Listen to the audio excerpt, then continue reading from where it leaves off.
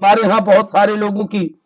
यकीनी बातें सियासतें मोरूसी हैं, नस्ली हैं, नस्बी हैं। हम उन लोगों को देख चुके हैं। तो मैं यहाँ एक बात कहता हूँ, अरबी का एक मकूला है कि फारसी में भी है कि आजमूदारा आजमूदन खतास,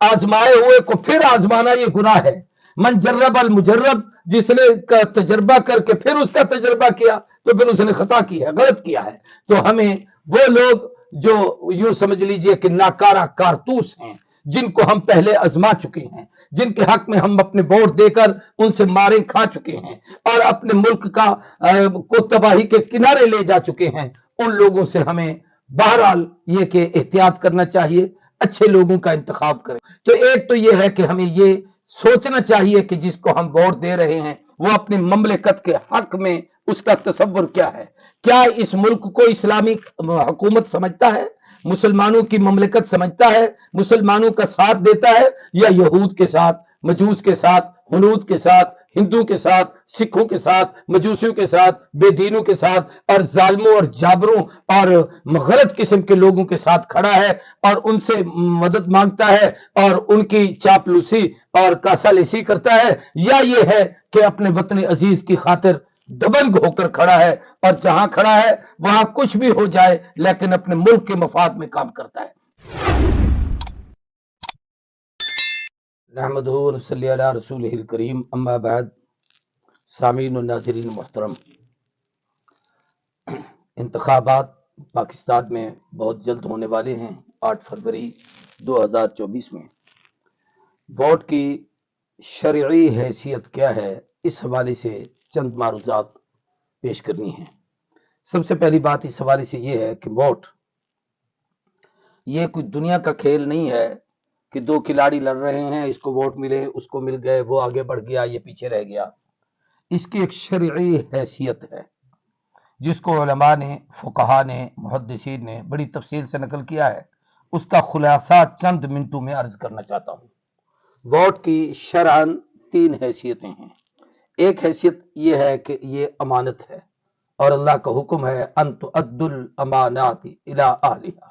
अमानत को उसके अहल की तरफ पहुंचाओ। यानी जिसको आप अमानत दे रहे हैं, जिसके खाने में, जिसके हक में आप मोहर लगा रहे हैं, तो आप उसकी दयानतदारी का, उसकी शराफत का, उसकी अजमत की गवाही देकर आप उसके हक में वो अमानत पहुंचा रहे हैं और ये कहना चाहते हैं कि मैं इसको इसका अहल समझता हूं, इसलिए इसके हक में अपना वोट इस्तेमाल कर रहा हूं। तो इसमें बिरादरी, इसमें कौमियत, इसमें इलाकाई असबियत, इन तमाम चीजों से पाक साफ होकर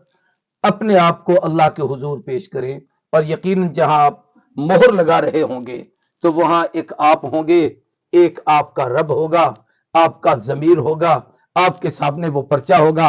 उस वक्त आपकी गैरत ईमानी को जोड़ा जा रहा होगा कि आप अपना वोट किसके हक में इस्तेमाल कर रहे हैं। एक तो यह है कि अमानत को सही जगह पर खर्च किया जाए। नबी करीम सल्लल्लाहु अलैहि वसल्लम का मुकद्दस और पाकीज़ा इरशाद है, अलामतुल मुनाफिक सलास, इज़ा हद्दस कज़िब व इज़ा वादा खलफ व इज़ा तुमिन खान। मोमिन की 3 निशानियां हैं, वादा करता है, खिलाफ करता है, अमानत दी जाए, खयानत करता है, और इसी तरीके से बात करता है, झूठ बोलता है।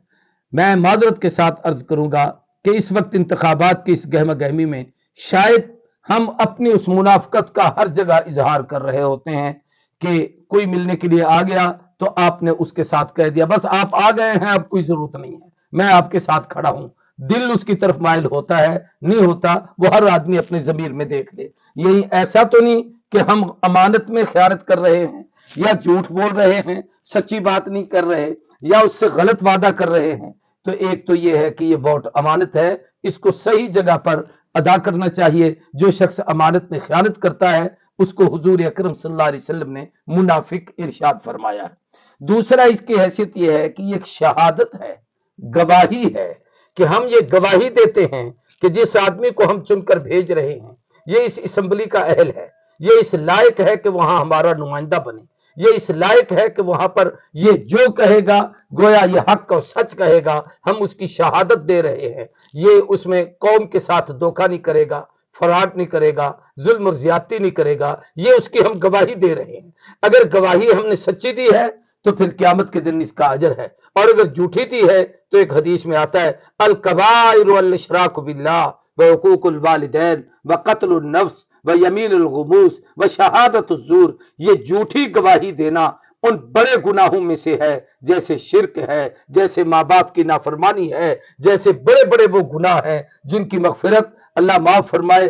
یعنی توبہ کے بغیر وہ معاف نہیں ہوتے، اور ان میں سے کئی ایسے ہیں جو بالکل معاف نہیں کیے جاتے۔ تو اس حوالے سے ہمیں اس کا احتیاط کرنا چاہیے، یہ شہادت صحیح جگہ پر دیں۔ ووٹ کی تیسری حیثیت یہ ہے کہ یہ ایک وکالت ہے۔ وکالت کا کیا مطلب؟ کہ ہم اس نمائندے کو اپنا وکیل بنا کر اسمبلی میں بھیج رہے ہیں، یعنی جو یہ کہے گا وہ میری بات ہوگی، وہ میرا جو وکیل ہے، یہ مقدمہ جیت گیا تو میں جیت گیا، یہ ہار گیا تو میں ہار گیا۔ اگر اس نے وہاں اسلامی قوانین بنانے میں، ملک میں امن برپا کرنے میں، مہنگائی کو ختم کرنے میں، حالات کو بہتر کرنے میں مثبت کردار ادا کیا تو اس کا مطلب یہ ہے کہ ہم نے اچھے وکیل کا انتخاب کیا ہے۔ اور اگر خدا نہ خواستہ یہ وہاں جا کر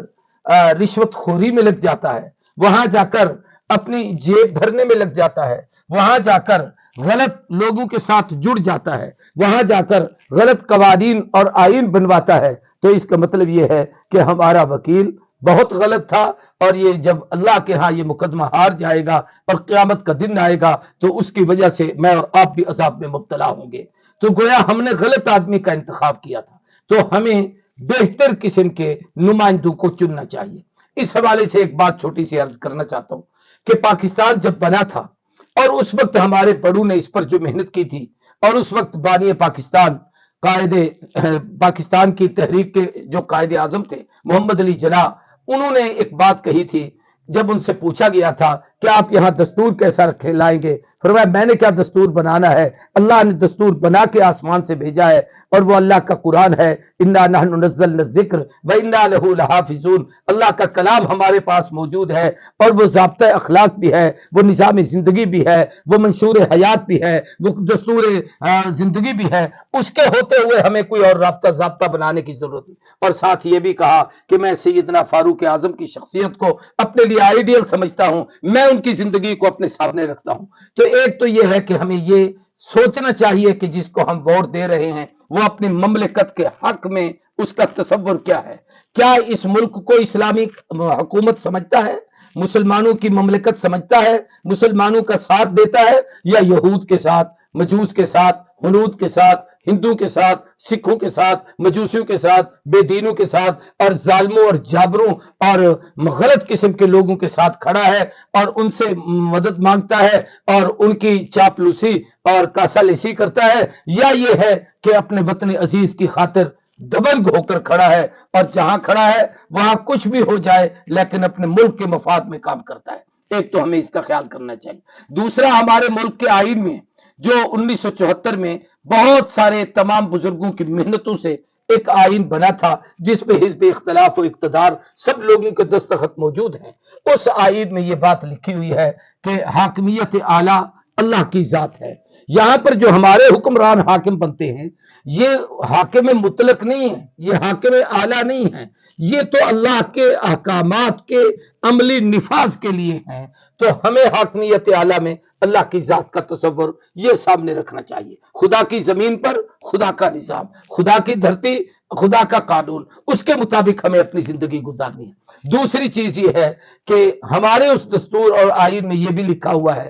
کہ کوئی بات قرآن و سنت کے منافی اس ملک میں رائج اور نافذ نہیں کی جائے گی۔ ایسے قوانین بنانا جو قرآن و سنت کے خلاف ہوں اس کو کوئی آدمی برداشت نہیں کرتا، بالخصوص پاکستان کا مسلمان جہاں یقیناً 98-99% آبادی مسلمانوں کی ہے۔ تو اس اسلامی مملکت میں اسلامی احکامات کو سامنے رکھ کر ہمیں ووٹ کا استعمال کرنا چاہیے، اور اس میں پھر ہر شخص، کوئی آدمی یوں نہیں ہے کہ کمسن ہے، دودھ پیتا ہے اور اس کو کسی چیز کا پتہ نہیں، ہر آدمی کھاتا بھی ہے، پیتا بھی ہے، دکھ سکھ سے بھی گزرتا ہے، اور اپنے معاملات کو سمیٹتا سمجھتا بھی ہے، اور وہ یہ جانتا بھی ہے کہ میں کس چیز کا ساتھ دے رہا ہوں، یہ حق پر ہے کہ نہیں ہے۔ ہمارے ہاں بہت سارے لوگوں کی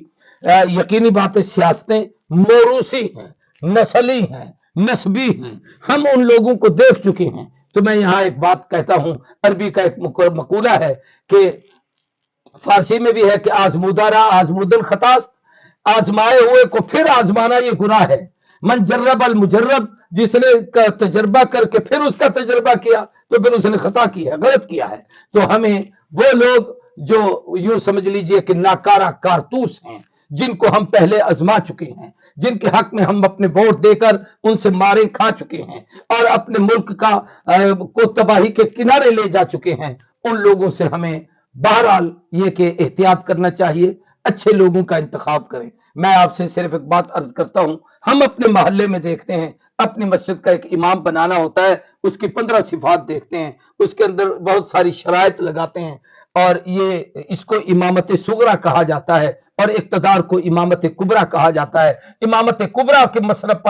पर एक आदमी को बिठा रहे हैं जो शख्स अल्लाह के अहकामात को नहीं समझ सकता, कुरान को नहीं समझ सकता, ईमान को नहीं समझ सकता। कुरान पाक में है, अल्लाह फरमाते हैं कि जे अल्लज़ीना इम्मक्कन्नाहुम फिल अर्द अकामुस सलात व आतुज़ ज़कात, जिनको हम जमीन पर इक्तदार देते हैं वो नमाज कायम करते हैं, ज़कात अदा करते हैं, अमर बिल मारूफ करते हैं, नहीं अनिल मुनकर करते हैं। अगर ये करने वाले हैं तो आप उनको वोट दीजिए, अगर वो नहीं तो बिरादरी, रिश्तेदारी, कौमियत, खानदानियत, इन चीजों से हटकर अच्छे लोगों का इंतखाब करें। अल्लाह ताला हमारे और हमारे वतन की मुस्तकबिल को और उसकी तकदीर को बेहतर बनाए। और यकीनन वो तकदीर आपके और हमारे हाथों में है कि जिस वक्त आपके हाथ में पर्ची होगी आपने मोहर लगानी है। और मैं अर्ज करूं, सैयदना हुसैन की लड़ाई यजीद के साथ यही थी कि हजरत हुसैन अपना वोट उसके हक में नहीं इस्तेमाल करना चाहते थे। जिन्होंने खिलाफत राशिदा का अहद जर्री देखा हो